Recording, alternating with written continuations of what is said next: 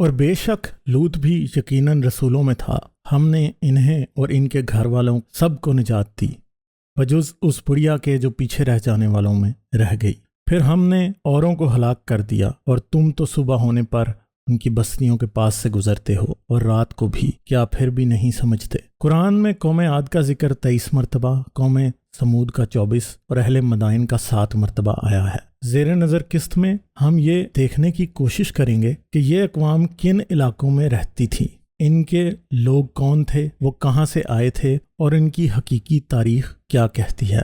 خطہ عرب کی تاریخ و جغرافیہ کو سمجھنے کے لیے اس کے عوام کو جاننا انتہائی ضروری ہے۔ اس خطے کی تاریخ ہزاروں سالوں پر محیط ہے، جس کو چند ہزار الفاظ کی اس ویڈیو میں بیان نہیں کیا جا سکتا، مگر دین اسلام اور مسلمانوں کی تکوین سے متعلق تاریخ کا مختصر جائزہ ضرور پیش کیا جائے گا۔ دنیا کی قدیم ترین تجارتی شاہراہ جو چین، فارس، بابل، عرب، مصر اور روم کو آپس میں جوڑتی تھی، شاہراہ ریشم یعنی سلک روٹ کے نام سے جانی جاتی ہے۔ شاہراہ ریشم پر تسلط قائم کرنے کے لیے کئی تاریخی جنگیں لڑی گئیں۔ عربوں کی تاریخ شاہراہ ریشم سے جڑی ہوئی ہے، بلکہ ان کی تہذیب و تمدن پر اس سے منسلک ہونے کے گہرے اثرات ہیں۔ آثار قدیمہ کے شواہد کے مطابق آج خود کو عرب کہلوانے والے لوگ چھوٹے چھوٹے قبیلوں کی شکل میں 600 سے 700 قبل مسیح میں سعودی عرب کے شمال میں واقع حصوں سے برآمد ہوئے۔ حجاز ریگستان ہونے کے باعث کاشتکاری نہ ہونے کی وجہ سے مستقل آبادی کے لیے انفٹ تھا، اس لیے اس علاقے کے رہنے والوں نے خانہ بدوش زندگی اختیار کی۔ ان کا پیشہ قافلوں کو لوٹنا اور غلاموں کی تجارت کرنا تھا۔ صحرا میں پیدا ہونے والی کچھ زرعی اجناس جن میں لبان یعنی فرینکنسنس اور کچھ اور خوشبودار عطر اور اگربتیاں جو یہاں کی پیداوار تھیں، رومیوں اور مصریوں کی پسندیدہ تھی۔ اس کے علاوہ دوسرے علاقوں سے لا کر مسالہ جات کی تجارت بھی عربوں کا مشہور پیشہ تھی۔ شاہراہ ریشم سے منسلک تجارت کی ابتدائی چند دہائیوں ہی میں یہ لوگ نبطیوں کے نام سے پہچانے جانے لگے۔ اس زمانے کے معروف تاریخ دان عربوں کا تعارف کچھ اس طرح کرواتے ہیں۔ نبطی ملحقہ علاقوں میں بڑے پیمانے پر لوٹ مار کرتے ہیں۔ رہزنی اور قزاقی کی زندگی ان کا خاصہ ہے۔ کچھ نبطی بحیرہ روم سے منسلک ساحل تک سرایت کر چکے ہیں، جہاں یہ بحری قزاق بن کر پتلموسی مصر کے تجارتی بحری جہازوں کی لوٹ مار سے نفع حاصل کرتے ہیں۔ پہلی صدی قبل مسیح سے پہلی صدی عیسوی کو نبطیوں کی تہذیب کا سنہری دور کہا جاتا ہے۔ اس دور میں نبطی فارس کی مدد سے چین تک تجارت کر رہے تھے۔ یہ وہی نبطی ہیں جو خود کو قوم سمود کہتے تھے۔ پہلی صدی عیسوی میں روم نے یہودی بغاوت کچلنے کے لیے مشرق وسطیٰ پر چڑھائی کر دی۔ اس سے نبطیوں کی اہم بندرگاہیں روم کے قبضہ میں چلی گئیں۔ اس بات کی آگاہی رومی جنگی تمغہ جات کے ریکارڈ سے ملتی ہے۔ دولت مند اور طاقتور قبائل رومیوں کے ماتحت بن گئے۔ کچھ قبائل عرب کے ریگستان میں پسپائی اختیار کر گئے۔ 200 سال کے عروج میں نبطیوں نے اپنی تہذیب کے ذریعے اپنی دولت مندی کا کھل کر اظہار کیا۔ پتھریلے پہاڑوں کو کھود کر عبادت گاہیں اور قبریں بنائی گئی۔ اس کی نشانیاں سعودی عرب کے شہر مدائن سالے میں دیکھی جا سکتی ہیں۔ اس جگہ کا ذکر ایک حدیث میں بھی ہے۔ نبی کریم صلی اللہ علیہ وسلم نے فرمایا، جب تمہیں ان لوگوں کی بستی سے گزرنا پڑے جنہوں نے اپنی جانوں پر ظلم کیا تھا تو روتے ہوئے گزرو، کہیں تمہیں بھی وہ عذاب آ نہ پکڑے جس میں یہ ظالم لوگ گرفتار کیے گئے تھے۔ بائبل کے مطابق حضرت مسیح کی صلیبی موت کے بعد ان کو ایک باغ میں پتھروں کو کھود کر بنائی گئی قبر میں رکھا گیا۔ قبر کو بند کرنے کے لیے اس کے دہانے پر ایک بہت بڑا پتھر رکھ دیا گیا۔ اسی طرح جب مسیح نے مرے ہوئے لازر کو 4 دن بعد زندہ کیا تو اس کو بھی اسی قسم کی ایک قبر میں دفنایا گیا تھا۔ قوم سمود کے امیر قبائل اپنے مردوں کو دفنانے کے لیے مکمل اہتمام کیا کرتے تھے۔ پہلے لاش کو پتھریلے پہاڑ پر چبوترا بنا کر رکھ دیا جاتا۔ جب گوشت سوکھ جاتا یا چیل کوے نوچ کھاتے تو ہڈیاں نیچے بنے سوراخ میں گر جاتی۔ دور دراز رہنے والے بھی اپنے عزیزوں کی ہڈیاں مدائن سالے میں پتھریلی قبروں میں رکھنے کے لیے لے کر آتے۔ آخرکار جب مدائن سالے کے تمام پتھریلے مقام کام آ گئے تو اس کے شمال کی جانب وادی پترا کا انتخاب کیا گیا، جہاں میلوں تک پتھریلے پہاڑ پھیلے ہوئے ہیں۔ یہاں پر سالانہ ہزاروں لوگوں کی آخری رسومات ادا کی جاتی۔ اس شہر میں ان اجتماعی قبروں کے ساتھ بڑے بڑے دیوان، حمام اور بہت سی دوسری عوامی استعمال کی عمارتیں بھی بنائی گئی تھی۔ دور دراز سے لوگ سال میں 2 بار یہاں مذہبی تہوار منانے کے علاوہ عام دنوں میں مذہبی عبادات اور رسومات ادا کرنے کے لیے آتے تھے۔ پترا عرب بت پرستی کا بہت بڑا مرکز تھا۔ پترا سے تھوڑے فاصلے پر مختلف دیوی دیوتاؤں کے مندر دریافت ہوئے ہیں، جن میں لات اور دشہرا کے بڑے بڑے بت نصب ہیں۔ رومیوں کی حکومت میں بھی پترا بہت بڑے تجارتی و مذہبی مرکز کے طور پر قائم رہا۔ آرکیالوجی کی کھدائیوں سے ملی ہوئی انفارمیشن کے مطابق اس قوم کی اسٹرانومی انتہائی حیران کن ہے۔ آج پترا اردن میں موجود ہے۔ پترا شہر کو الحرام فوربیڈن گیدرنگ پلیس کا درجہ حاصل تھا۔ یہاں پر جانوروں کا شکار، لڑائی، درختوں کی کٹائی مذہبی طور پر ممنوع تھی۔ پروفیسر میکال گالیکوسکی، جن کی سرپرستی میں 40 سال تک اس علاقہ میں آثار قدیمہ کی کھدائی کی گئی، کہتے ہیں عربی میں حرام کا لفظ مقامات مقدسہ اور قبرستانوں کے لیے استعمال کیا جاتا ہے۔ دونوں ہی معاملات میں ان جگہوں کو پناہ کے مقامات اور مقدس سمجھا جاتا ہے، اور اسی لفظ کو ان کی اس خصوصیت کے بیان کے لیے استعمال کیا جاتا تھا۔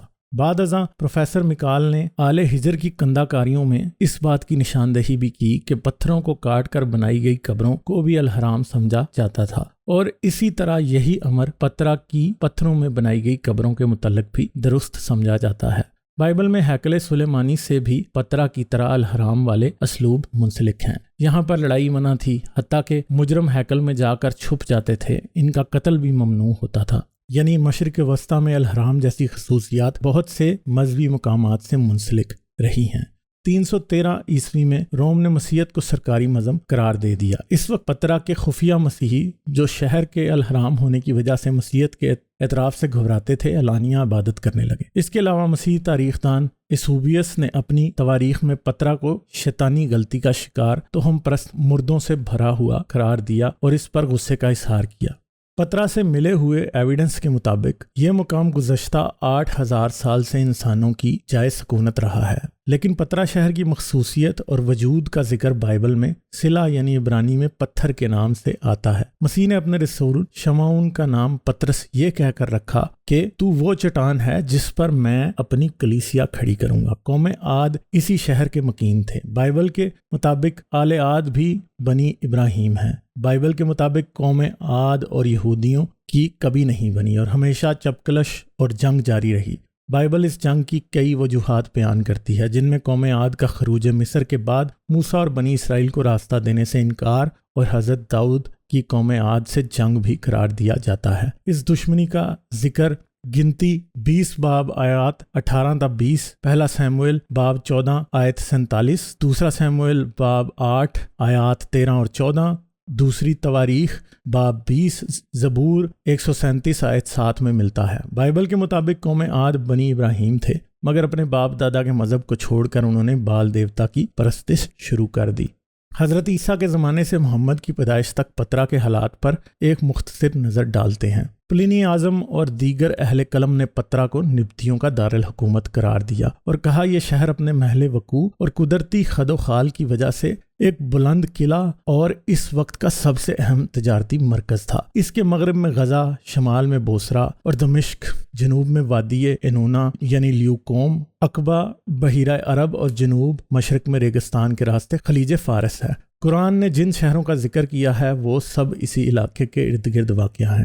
350 عیسوی میں پترا کے بشپ اسٹریریس تنازع الوہیت مسیح ایرین کنٹروورسی کو سلجھانے والی کونسل کا ممبر چن لیا گیا۔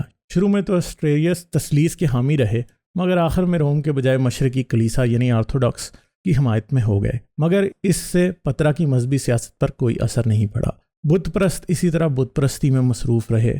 پہل پترا امیر نبطیوں کے لیے ابدی سکونت گاہ کا کام کرتا تھا، مگر آہستہ آہستہ یہ شہر اپنے محل وقوع کی وجہ سے بڑھتا چلا گیا۔ صدیوں سے تجارتی شاہراہوں سے منافع حاصل کرتے ہوئے نبطی دولت اور خوشحالی انتہا کو پہنچ گئی، جس کے اثرات شام سے جنوب میں مدائن تک آج بھی دریافت کیے جاتے ہیں۔ یثرب سے یروشلم تک پھیلی ہوئی سلطنت رومی قبضے کی وجہ سے کمزور پڑنا شروع ہو گئی۔ آثار قدیمہ کے دوران ملنے والے تحریری نسخوں سے معلوم ہوا ہے کہ سن 423 عیسوی میں راہب مرکز ساما 40 راہبوں کے ساتھ علاقے میں بت شکنی کی مہم پر چل نکلا۔ اس مہم اور اس سے منسلک سختی اور تشدد کی وجہ سے بہت سے بت پرست رہنما مسیحیت اختیار کر گئے۔ ساتھ ساتھ رومی بحری راستوں پر اپنے پنجے مضبوط کر چکے تھے، جس کی وجہ سے غزہ کی بندرگاہ سے ہونے والی تجارت انتہائی کم ہو گئی۔ رہی سہی کسر ایک خطرناک زلزلے نے پوری کر دی۔ اس زلزلے کا ذکر آثار قدیمہ کے ذریعے ملنے والے نسخوں میں ملتا ہے۔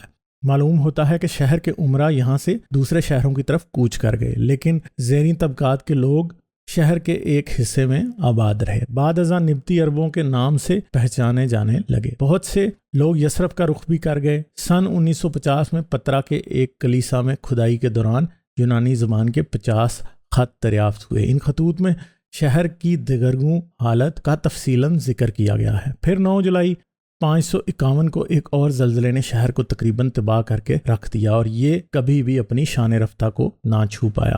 اس وقت عرب موجودہ عراق، شام کے علاقوں سے یثرب تک پھیلے ہوئے تھے۔